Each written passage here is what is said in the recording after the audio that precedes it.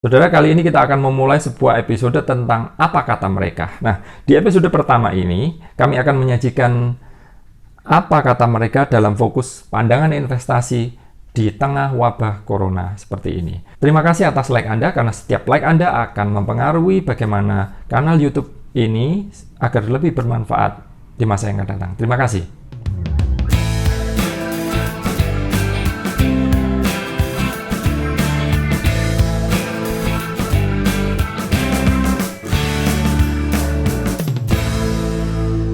Dalam beberapa episode mendatang, kami akan menyajikan beberapa pandangan investor. Apa kata mereka tentang berinvestasi di tengah wabah corona seperti ini?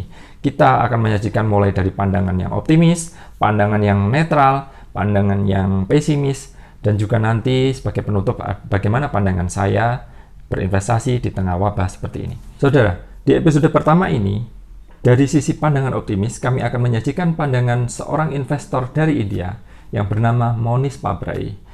Pandangan Monish Pabrai terangkum dalam sebuah artikel yang berjudul A Bull's View in a Virus Shock.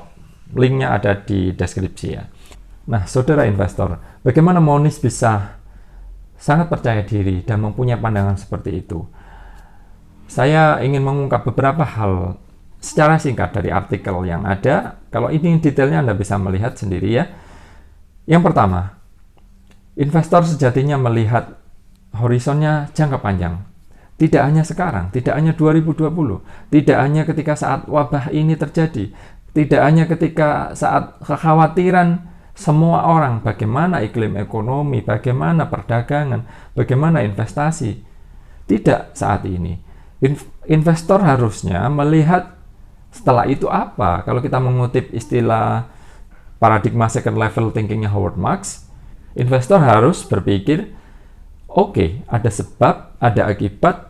Setelah akibat itu, akibatnya apa? Nah, kalau kita merujuk ke apa yang terjadi ketika wabah ini terjadi, dengan memberi empati yang cukup kepada pengusaha, kepada lingkungan sekitar yang memang pasti terkena, kita pun juga pasti akan terkena, apalagi jika Anda punya posisi investasi di masa yang, ya di masa sekarang seperti yang juga kami lakukan. Kami masih tidak keluar di investasi saham, pasti udah terkena seperti itu. Nah, dengan memakai paradigma yang dikatakan itu tadi second level thinking, kita melihat horizon yang lebih panjang, kita akan bertanya apa yang akan terjadi kalau corona nanti udah usai. Kemudian dikembalikan ke kondisi sekarang. Dari beberapa bisnis, dari beberapa industri, dari beberapa sektor yang kita percayai nanti setelah wabah ini usai, setelah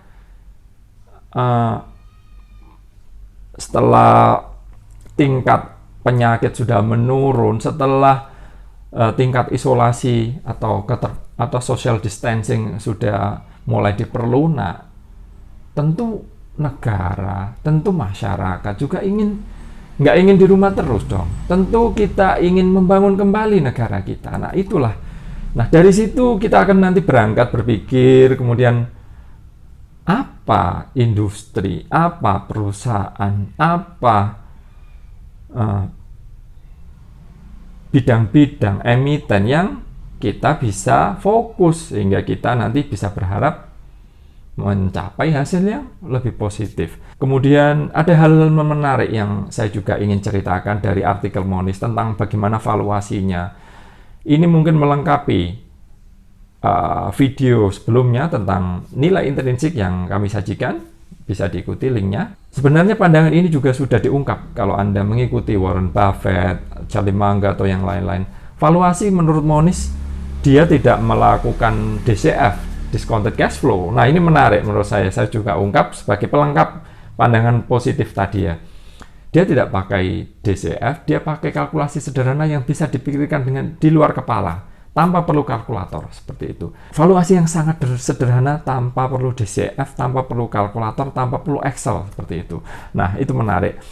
Nah, kemudian dalam mendukung argumennya, kenapa Monish Pabrai ya, bisa sangat positif, sangat optimis di pandangannya. Beliau mengungkap beberapa hal teknis. Misalnya, saudara, yang pertama, manusia itu kata Moniz, "Man is a very clever animal." Saya baca seperti itu aja ya. "I have been incredibly surprised by the human ingenuity I have witnessed in response to COVID-19 in the last few weeks." Nah, saudara, manusia ini spesies, kalau kita bicara dalam terminologi biologi yang umum, spesies yang sangat cerdas di dunia ini. Moniz melihat bagaimana respon manusia dalam beberapa minggu terakhir tentang COVID ini. Nah, saudara, itu tadi pandangan Moniz, bagaimana dia percaya, dia bisa optimis karena dia melihat perilaku, dia melihat keputusan-keputusan yang diambil oleh pemangku jabatan, pemerintah, dokter-dokter, atau pengambil keputusan di bidang kesehatan, atau sikap masyarakat pada umumnya yang menyikapi wabah ini dalam beberapa minggu terakhir. Dari situ Moniz percaya bahwa kita bisa bangkit. Kita optimis lah. Manusia tentu nggak ingin menyerah. Manusia tentu nggak ingin takluk kepada wabah ini. Meskipun mereka diam, bisnis masih berjalan. Bahkan Anda sendiri sangat yakin bisnis di marketplace seperti pada umumnya di marketplace di internet, order masih lancar, bahkan logistik sangat meningkat, seperti itu, ya nggak? Nah, dari artikel ini, Moniz juga menjelaskan beberapa hal detail. Misalnya, ini saya baca ya, bagaimana negara meningkatkan kapasitas tes penderita COVID. Nah, itu satu. Kemudian, bagaimana kita meningkatkan kapasitas rumah sakit, bagaimana negara atau pemerintah daerah, dan belakangan ini yang menarik, misalnya di Indonesia sendiri, banyak bisnis swasta bekerja sama dengan pemerintah meningkatkan kapasitas mesin tes, alat tes, mesin ventilator, kemudian APD, seperti itu. Kita terkejut, ternyata kita punya solidaritas yang sangat kuat. Kita nggak ingin takluk di tengah wabah yang menyerang Indonesia ini dan juga seluruh dunia. Ya mungkin kita belum bisa terlalu efektif membantu dunia yang lain karena negara kita sendiri juga memang berat.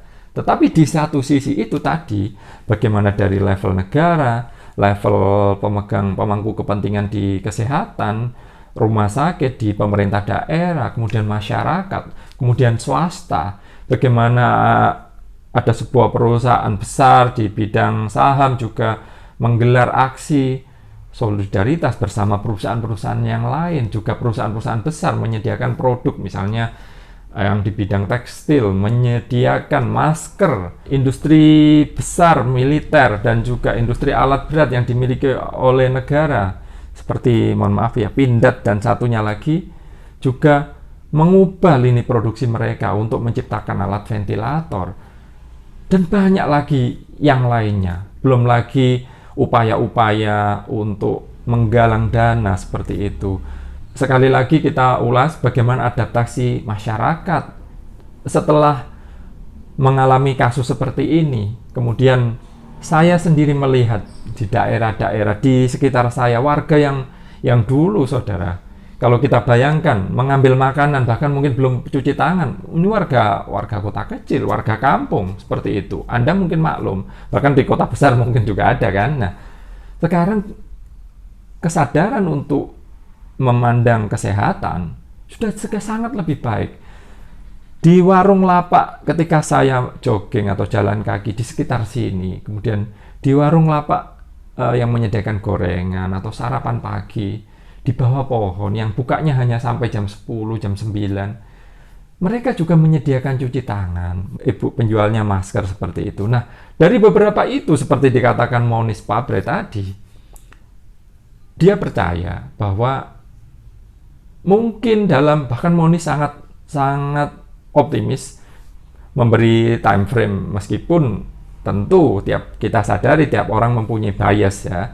Belum tentu pandangannya itu terbukti benar. Kalau di Moniz katakan, "My best guess is that lockdown will start to be lifted in the next 3 until 4 weeks or less, and will be almost completely gone in the next 8 to 12 weeks."